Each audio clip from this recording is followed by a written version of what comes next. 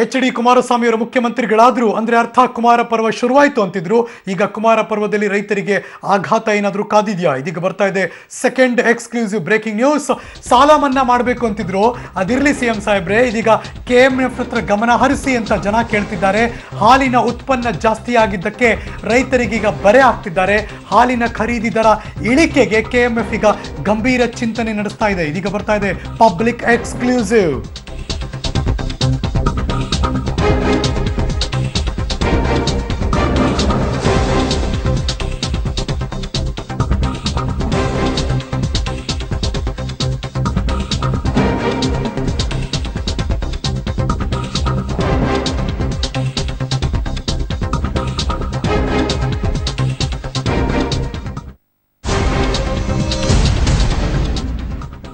ಇದೀಗ ಬರ್ತಿರುವಂತಹ public exclusive. ಬರೋಬ್ಬರಿ ₹2 ಇಳಿಸಬೇಕು ಅಂತ KMF ಈಗ ಚಿಂತನೆ ನಡೆಸ್ತಾ ಇದೆ ಅನ್ನೋ ಸುದ್ದಿ ಬರ್ತಾ ಇದೆ. ಒಂದು ಕಡೆ ಅಫ್ಕೋರ್ಸ್ ರೈತರಿಗೆ ಇದು ದೊಡ್ಡ ಮಟ್ಟದ ಬರೆ ಹಾಲಿನ ಖರೀದಿ ದರವನ್ನು ಇಳಿಕೆ ಮಾಡೋದಕ್ಕೆ KMF ಈಗ ಗಂಭೀರ ಚಿಂತನೆ ನಡೆಸ್ತಾ ಇದೆ. ಹಾಲಿನ ಉತ್ಪನ್ನ ಜಾಸ್ತಿ ಆಗ್ತಿದೆ, ಹಾಗಾಗಿ ಅದು ರೈತರಿಗೆ ಎಫೆಕ್ಟ್ ಆಗ್ತಾ ಇದೆ. ಹಾಗಾದರೆ ಮುಖ್ಯಮಂತ್ರಿಗಳೇ, KMF ಕಡೆ ನೀವು ನೋಡಬೇಕು, ಗಮನ ಹರಿಸಬೇಕು ಅಂತ ಇದೀಗ ಇಡೀ ರೈತ ಸಮುದಾಯ ಕೇಳ್ತಾ ಇದೆ. Public exclusive. ಸಾಲ ಮನ್ನಾ ಮಾಡಬೇಕು ಅನ್ನೋದು ಒಕ್ಕೂರಿನ ಧ್ವನಿ ಒಂದು ಕಡೆ, ಆ ಸಾಲ ಮನ್ನಾ ಈಗ ಪಕ್ಕಕ್ಕಿರಲಿ, KMF ಕಡೆ ಕೂಡ ಒಂದು ಕಡೆ ನೋಡಿ ಅಂತ ಇದೀಗ ರೈತರೆಲ್ಲರೂ ಕೂಡ ಕೇಳ್ತಾ ಇದ್ದಾರೆ.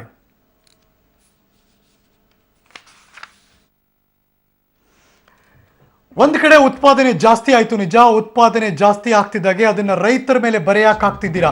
ಇದೀಗ ಬರ್ತಿರುವಂಥ ಮಗದೊಂದು ಬ್ರೇಕಿಂಗ್ ನ್ಯೂಸ್. ಉತ್ಪಾದನೆ ಜಾಸ್ತಿ ಆಗ್ತಾ ಇದೆ, ಇದು ಎಷ್ಟರ ಮಟ್ಟಿಗೆ ಸರಿ ಸ್ವಾಮಿ?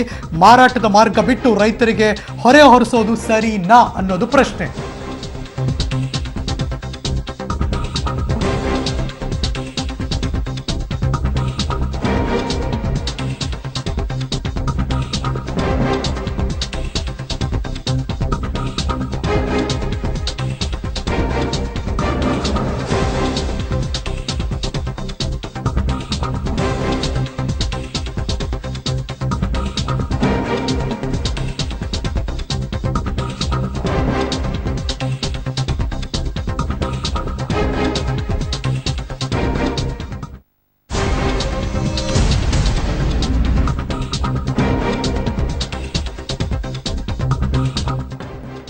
ಪ್ರತಿ ರೈತರಿಗೋಸ್ಕರ ನಮ್ಮ ಸರ್ಕಾರ ಅಂತಿದ್ರಿ, ಉತ್ಪಾದನೆ ಜಾಸ್ತಿ ಆಗ್ತಾ ಇದೆ, ಹಾಗಾದ್ರೆ ರೈತರಿಗೆ ಬರೆ ಹಾಕೋದು ಎಷ್ಟು ಅನ್ನೋ ಪ್ರಶ್ನೆ ಈಗ ರೈತರು ಕೇಳ್ತಿದ್ದಾರೆ.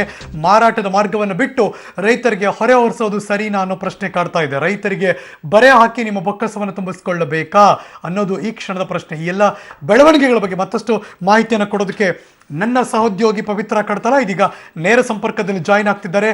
ಗುಡ್ ಆಫ್ಟರ್ನೂನ್ ಪವಿತ್ರ. ಒಂದು ಕಡೆ ಮುಖ್ಯಮಂತ್ರಿಗಳು ಪ್ರತಿ ತಿಂಗಳು ಕೂಡ ವಿಧಾನಸಭೆಗೆ ರೈತರೆಲ್ಲರೂ ಕರೆಸ್ಕೋತೀನಿ, ಜಿಲ್ಲಾದ್ಯಂತ ಬರಮಾಡ್ಕೊಳ್ತೀನಿ, ನಿಮ್ಮ ಸಮಸ್ಯೆಗಳನ್ನು ಕೇಳ್ತೀನಿ, ಅದಕ್ಕೆ ಪರಿಹಾರವನ್ನು ನೀವು ಸಜೆಷನ್ ಕೊಡಿ, ನಮಗೇನೋ ರೈತರು ಉದ್ಧಾರ ಆಗಬೇಕು, ಅವ್ರ ಮುಖದಲ್ಲಿ ನಗು ಬರಬೇಕು ಅಂತಿದ್ರು. ಅದಕ್ಕೂ ಈಗ ನಡ್ಕೊಳ್ತಿರೋ ರೀತಿಗೂ ಅಜಗಜಾಂತರ ವ್ಯತ್ಯಾಸ ಅನಿಸ್ತಿದೆ.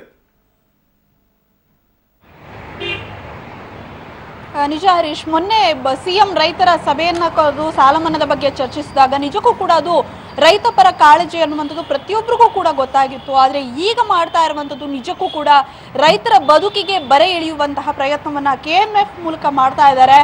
ಸೊ ಈಗಾಗಲೇ ಸಾಮಾನ್ಯವಾಗಿ 75ರಿಂದ 73 ಲಕ್ಷ ಲೀಟರ್ ಅಷ್ಟು ಪ್ರತಿದಿನ ಹಾಲು ರೈತರಿಂದ KMF ಹೋಗ್ತಾ ಇತ್ತು. ಆದರೆ ಈಗ ಸಡನ್ ಆಗಿ ಇನ್ಕ್ರೀಸ್ ಆಗಿದೆ, ಬಿಕಾಸ್ ಮಳೆ ಬಂದಿದೆ, ಹುಲ್ಲಿನ ಒಂದು ಪ್ರಮಾಣ ಕೂಡ ಹೆಚ್ಚಾಗಿದೆ. ಸೊ ಈ ಹಿನ್ನೆಲೆಯಲ್ಲಿ ಹಾಲಿನ ಉತ್ಪಾದನೆ ಜಾಸ್ತಿ ಆಗಿದೆ. ಸುಮಾರು 81ರಿಂದ 82 ಲಕ್ಷ ಲೀಟರ್ KMFಗೆ ಹೋಗ್ತಾ ಇದೆ.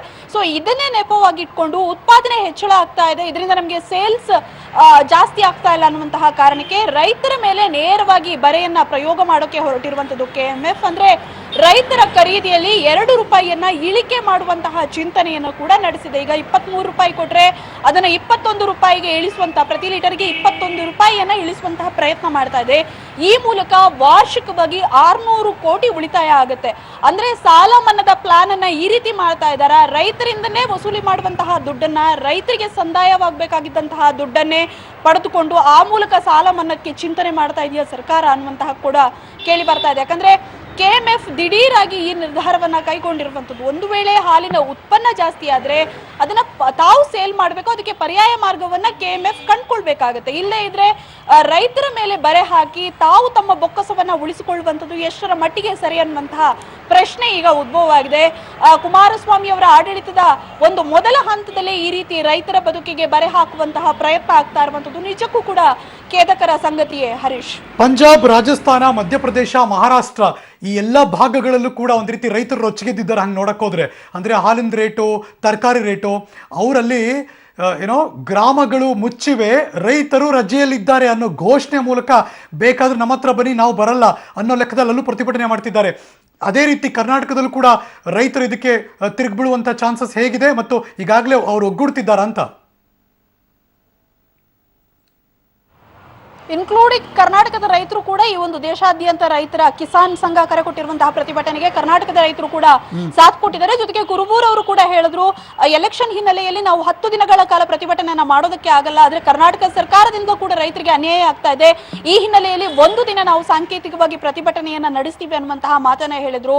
ರೈತ ಪರ, ರೈತ ಕಾಳಜಿ ಅಂತ ಗಂಟೆಗಟ್ಟಲೆ ಭಾಷಣ ಮಾಡುವಂತವ್ರು ರೈತರ ಬಗ್ಗೆ ಯಾಕೆ ಕಾಳಜಿ ವಹಿಸಲ್ಲ, ಅಂದ್ರೆ ಸಣ್ಣದಾಗಿ ಈಗ ಅವರ ಬೊಕ್ಕಸಕ್ಕೆ ನಷ್ಟ ಆಗುತ್ತೆ ಅನ್ನುವಂತ ಸಂದರ್ಭ ಸಡನ್ ಆಗಿ ರೈತರಿಗೆ ನೇರವಾಗಿ ಹಣವನ್ನ ಕೊಡೋದಿಲ್ಲ ಅನ್ನುವಂಥದ್ದು ನಿಜಕ್ಕೂ ಕೂಡ ಒಂದು ರೀತಿ ಯಾವ ಧೋರಣೆ ಇದು ಅನ್ನುವಂತಹ ಪ್ರಶ್ನೆ ಕೂಡ ಉದ್ಭವ ಆಗುತ್ತೆ. ತಾವು ನಷ್ಟದಲ್ಲಿದ್ದಾಗ ಅಂದ್ರೆ ರೈತರು ಹಾಗಿದ್ರೆ ದಿನನಿತ್ಯ ಅವ್ರು ಬೆಳೆಯುವಂತಹ ತರಕಾರಿ ಆಗಿರ್ಬೋದು, ದಿನಸಿ ಯಾವುದಕ್ಕೂ ಕೂಡ ಸೂಕ್ತ ಬೆಲೆ ಸರ್ಕಾರದ ಕೈಯಿಂದ ಕೊಡಿಸೋದಕ್ಕೆ ಸಾಧ್ಯ ಆಗ್ತಾ ಇಲ್ಲ. ಅಂತಹ ಸಂದರ್ಭದಲ್ಲಿ ಹಾಲಿನ ಉತ್ಪನ್ನ ಜಾಸ್ತಿ ಆಯಿತು ಅಂತ ರೈತರಿಗೆ ದುಡ್ಡು ಕಡಿಮೆ ಕೊಡುವಂಥದ್ದು ಇದ್ಯಾವ ಸೀಮೆ ನ್ಯಾಯ ಅನ್ನುವಂಥದ್ದು ರೈತರು ಕೇಳ್ತಾ ಇರುವಂತಹ ಪ್ರಶ್ನೆ. ಬಹುತೇಕ ಇದು ಚಿಂತನೆಯ ಹಾದಿಯಲ್ಲಿದೆ. ಇದನ್ನ ಕಡ್ಡಾಯವಾಗಿ ಏನಾದ್ರೂ ಜಾರಿಗೊಳಿಸಿದ್ರೆ ಖಂಡಿತವಾಗ್ಲೂ ಇದೀಗ ಮಾನ್ಯ ಮುಖ್ಯಮಂತ್ರಿ ಎಚ್ ಡಿ ಕುಮಾರಸ್ವಾಮಿ ಅವರು ಮಾತಾಡ್ತಿದ್ದಾರೆ, ಬನ್ನಿ ಕೇಳೋಣ. ಗೆಜೆಟ್ ನೋಟಿಫಿಕೇಶನ್ ಮಾಡತಕ್ಕಂಥದ್ದಕ್ಕೆ ಸಮಯ ತೆಗೆದುಕೊಂಡಿದ್ರು. ನಿನ್ನೆಯ ದಿನ ಈ ಒಂದು ಕಾವೇರಿ ನಿರ್ವಹಣಾ ಮಂಡಳಿಯ ಒಂದು ರಚನೆ ಏನಾಗಿದೆ, ಗೆಜೆಟ್ ನೋಟಿಫಿಕೇಶನ್ ಕೇಂದ್ರ ಸರ್ಕಾರದಿಂದ, ಅದರ ಸಾಧಕ ಬಾಧಕಗಳ ಬಗ್ಗೆ ನಮ್ಮ ಲೀಗಲ್ ಸೆಲ್ ಮತ್ತು ಎಕ್ಸ್ಪರ್ಟ್ ಕಮಿಟಿ ಏನಿದ್ದಾರೆ ನಮ್ಮ ಇಂಜಿನಿಯರಿಂಗ್ ಸೆಲ್ನಲ್ಲಿ, ಅವರ ಜೊತೆಯಲ್ಲಿ ಚರ್ಚೆ ಮಾಡಿ ಇದರಿಂದ ನಮ್ಗೆ ಆಗ್ತಕ್ಕಂಥ ಅನುಕೂಲಗಳು ಅನಾನುಕೂಲಗಳ ಬಗ್ಗೆ ಸಂಪೂರ್ಣವಂತ ಮಾಹಿತಿ ಪಡೆದು ನಾವು ಮುಂದೆ ಯಾವ ರೀತಿ ಹೊರಿಬೇಕು ಅನ್ನೋದ್ರ ಬಗ್ಗೆ ತೀರ್ಮಾನ ಮಾಡಿದ್ವಿ. ಈಗ ಬಜೆಟ್ ಈಗಾಗಲೇ ಇನ್ನೊಂದು 3-4 ದಿವಸದಿಂದ ಶುರು ಮಾಡ್ತೀವಿ. ಬಜೆಟ್ನ ಹೊಸ ಸರ್ಕಾರದಲ್ಲಿ ಬಜೆಟ್ನ ನಾವೇನು ಮಂಡನೆ ಮಾಡಬೇಕಾಗಿದೆ ಮತ್ತು ಜಾಯಿಂಟ್ ಸೆಷನ್ ಏನು ಕರೀಬೇಕಾಗಿದೆ ಹೊಸ ಸರ್ಕಾರದ ರಚನೆ ಹಿನ್ನೆಲೆಯಲ್ಲಿ, ಅದು ಎರಡರ ಬಗ್ಗೆಯೂ ಈಗಾಗಲೇ ಕ್ರಮ ತೆಗೆದುಕೊಳ್ತಾ ಇದ್ದೇವೆ. ಅದರ ಜೊತೆಗೆ ಹಿಂದಿನ ಸರ್ಕಾರದಲ್ಲಿ ಹಲವಾರು ಕಾರ್ಯಕ್ರಮಗಳನ್ನು ಕಳೆದ ಬಜೆಟ್ನಲ್ಲೇನು ಚುನಾವಣೆಗೆ ಪೂರ್ವದಲ್ಲಿ ಏನು ಮಂಡನೆ ಮಾಡಿದ್ದಾರೆ ಅದರಲ್ಲಿ ಇರ್ತಕ್ಕಂಥ ಹೆಚ್ಚಿನ ಅಂಶಗಳನ್ನು ಒಳಗೊಂಡಂತೆ ಮತ್ತೆ ಈಗ ನಾವು ಕೆಲವು ಹೊಸ ಕಾರ್ಯಕ್ರಮಗಳೇನು ಸೇರ್ಪಡೆ ಮಾಡಬೇಕಾಗಿದೆ, ಅದು ಎಲ್ಲವನ್ನು ಗಮನದಲ್ಲಿ ಇಟ್ಕೊಂಡೆ ಹೊಸ ಬಜೆಟ್ ಅನ್ನ ತಯಾರು ಮಾಡ್ತಾ ಇದ್ದೀವಿ. ಕಳೆದ ಸರ್ಕಾರದ ಯೋಜನೆಗಳು ಇಲ್ಲ, ಅದ್ರ ಈಗ ಜನತೆಗೆ ಅನುಕೂಲ ಆಗ್ತಕ್ಕಂಥ ಯೋಜನೆಗಳು ಯಾವುದೇ ಇದ್ರೂ ಅದು ಮುಂದುವರಿತದೆ. ಸಾರ್ವಜನಿಕರಿಗೆ ಒಟ್ಟಾರೆ ಅನುಕೂಲ ಆಗಬೇಕು, ಅದೆಲ್ಲವನ್ನ ಮುಂದುವರಿಸ್ತಕ್ಕಂಥದ್ರಲ್ಲಿ ಹಿಂದೆ ಸರಿಯತಕ್ಕಂಥ ಪ್ರಶ್ನೆ. ಈಗ ಒಂದು ನಿಮಿಷ, ನಾನು ಮಾಧ್ಯಮದಲ್ಲಿ ಗಮನಿಸಿದ್ದೇನೆ, ದೇವೇಗೌಡರೇನೋ ಮಾಸ್ಟರ್ ಪ್ಲಾನ್ ಮಾಡಿದ್ರು, ರೇವಣ್ಣ ಅವರಿಗೆ, ಶಿವಕುಮಾರ್ ಅವರಿಗೆ ಇಂಧನ ಖಾತೆ ವಿಷಯದಲ್ಲಿ ಜಟಾಪಟಿ ನಡೆದಿದೆ. ಇದೆಲ್ಲ ಏನಿದೆ ಇದೆಲ್ಲ ಸತ್ಯಕ್ಕೆ ದೂರವಾಗಿರ್ತಕ್ಕಂಥದ್ದು. ಮಂತ್ರಿಮಂಡಲ ರಚನೆಯಲ್ಲಿ, ಪೋರ್ಟ್ಫೋಲಿಯೋಗಳ ರಚನೆಯಲ್ಲಿ ದೇವೇಗೌಡರ ಪಾತ್ರ ಏನೂ ಇಲ್ಲ. ಕಳೆದ 1 ವಾರದಿಂದ ದೆಹಲಿಯಲ್ಲಿ ನಾನು ಒಂದು ಬಾರಿ ಹೋಗಿ ನಾಯಕರನ್ನ ಭೇಟಿ ಮಾಡಿ ಬಂದೆ. ದೆಹಲಿಯ ನಾಯಕರನ್ನ ಈ ಒಂದು ಸಮ್ಮಿಶ್ರ ಸರ್ಕಾರದಲ್ಲಿ ಕೊಟ್ಟು ತೆಗೆದುಕೊಳ್ತಕ್ಕಂಥ ಒಂದು ನೀತಿಯನ್ನು ಅನುಸರಿಸಬೇಕಾಗಿತ್ತು. ಅಂತಿಮವಾಗಿ ರಾಹುಲ್ ಗಾಂಧಿಯವರ ಅನುಮತಿಯನ್ನು ಪಡೆದು ಅವರು ಏನು ಮೊನ್ನೆ ದೆಹಲಿಯಲ್ಲಿ ಸಿದ್ಧ ಮಾಡಿದಂಥ ಪಟ್ಟಿಯನ್ನು ಅಂತಿಮಗೊಳಿಸಲಿಕ್ಕೆ ದೇವೇಗೌಡರ ಜೊತೆ ಚರ್ಚೆ ಮಾಡಲಿಕ್ಕೆ ವೇಣುಗೋಪಾಲ್ ಅವರು ಬಂದಂಥದ್ದು ಬಿಟ್ಟರೆ ನಿನ್ನೆ ದಿನ ದೇವೇಗೌಡರು ಯಾವುದೇ ಇಲಾಖೆಗಳ ಬಗ್ಗೆ ಮತ್ತು ಈ ಸರ್ಕಾರದ ಒಂದು ನಡವಳಿಕೆಗಳ ಬಗ್ಗೆ ಅವರಿಂದ ಈ ಕ್ಷಣದವರೆಗೆ ಡೈರೆಕ್ಷನ್ಗಳಿಲ್ಲ. ದಯವಿಟ್ಟು ಮಾಧ್ಯಮದ ಸ್ನೇಹಿತರು ತಾವೇ ಕಪೋಲ ಕಲ್ಪಿತವಾದಂಥ ವರದಿಗಳನ್ನು ಕೊಡ್ತಕ್ಕಂಥದ್ದೇನಿದೆ, ಸತ್ಯಾಂಶಗಳನ್ನು ತಿಳ್ಕೊಳ್ಳಿ. ಇವತ್ತು ಹೌದು, ಶಿವಕುಮಾರ್ ಅವರು ಇಂಧನ ಇಲಾಖೆಯಲ್ಲಿ ಮುಂದುವರಿಬೇಕು ಅಂತಕ್ಕಂಥದ್ದು ಅವರ ಆಸೆ ಇದೆ. ನಾನಿಲ್ಲ ಅಂತ ಹೇಳಲ್ಲ. ರೇವಣ್ಣ ಅವ್ರಿಗೂ ಇಂಧನ ಇಲಾಖೆ ಹಿಂದೆ ಕೆಲಸ ಮಾಡಿದ್ದಾರೆ, ಇಂಧನ ಇಲಾಖೆನೂ ಕೊಡಿ ನನಗೆ ಅಂತಕ್ಕಂಥದ್ದು ಅವ್ರ ಒತ್ತಾಯವೂ ಇದೆ. ಆದರೆ ಇಲ್ಲಿ ಇವರ ಒತ್ತಾಯಗಳಿಗೆ ಇಲ್ಲ ರೇವಣ್ಣ ಅವ್ರಿಗೋಸ್ಕರ ದೇವೇಗೌಡರು ಇಂಟರ್ಫಿಯರ್ ಆಗಿರತಕ್ಕಂಥದ್ದು ಇಲ್ಲ.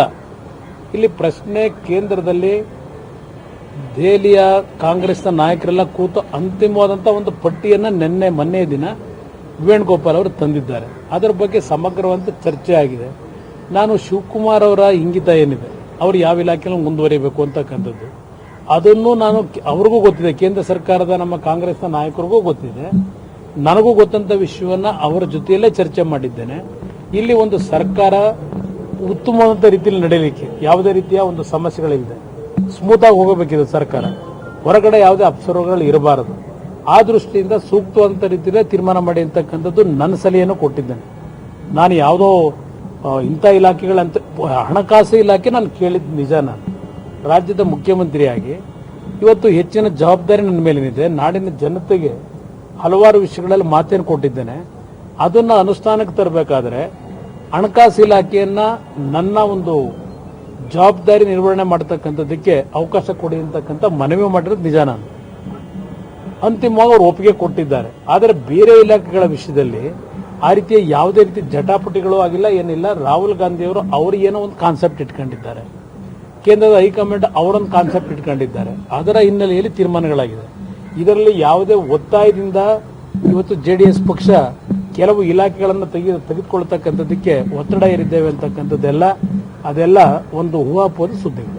ನಿಮ್ಮ ಇಲಾಖೆ ಹಂಚಿಕೆ ಆಗಿದೆ ಸರ್ ಖಾತೆ? ಯಾವ್ದು ಹೇಳಿ? ನಿಮ್ಮ ಪಕ್ಷದಲ್ಲಿ ಯಾರು ಯಾವ ಖಾತೆ ಇಲ್ಲ, ಇನ್ನು ಮಂತ್ರಿಮಂಡಲ ರಚನೆ ಆಗಿಲ್ವಲ್ಲ. ಮಂತ್ರಿಮಂಡಲ ರಚನೆ ಆದ್ಮೇಲೆ ಈ ಖಾತೆಗಳನ್ನು ಯಾರಿಗೆ ಹಂಚಬೇಕು ಅನ್ನೋ ತೀರ್ಮಾನ ಆಗಿದೆ ಸರ್? ಇಲ್ಲ, ಇನ್ನೂ ತೀರ್ಮಾನ ಆಗಿಲ್ಲ. ನೀಟಾಗಿ ಆಗ್ಬಿಡ್ತಾ ಇದು ಮಾನ್ಯ ಮುಖ್ಯಮಂತ್ರಿಗಳು HD ಕುಮಾರಸ್ವಾಮಿ ಅವರು ವಿಧಾನಸೌಧದ ಮುಂಭಾಗದಲ್ಲಿ ಈ ಕ್ಷಣ ಮಾಧ್ಯಮದವ್ರಿಗೆ ಮಾತಾಡಿದ್ರು. ಒಂದಷ್ಟು ಗೊಂದಲಗಳು ಮಾಧ್ಯಮದಲ್ಲಿ ಬರ್ತಾ ಇದೆ. ಅದು ಕಪೋಲ ಕಲ್ಪಿತವಾಗಿ ಇದೇ ಪದವನ್ನು ಉಪಯೋಗಿಸಿದ್ರು. ಮಾಧ್ಯಮಗಳಲ್ಲಿ ಹೇಳಲಾಗ್ತಾ ಇದೆ, ಅದು ಸತ್ಯಕ್ಕೆ ದೂರವಾದದ್ದು.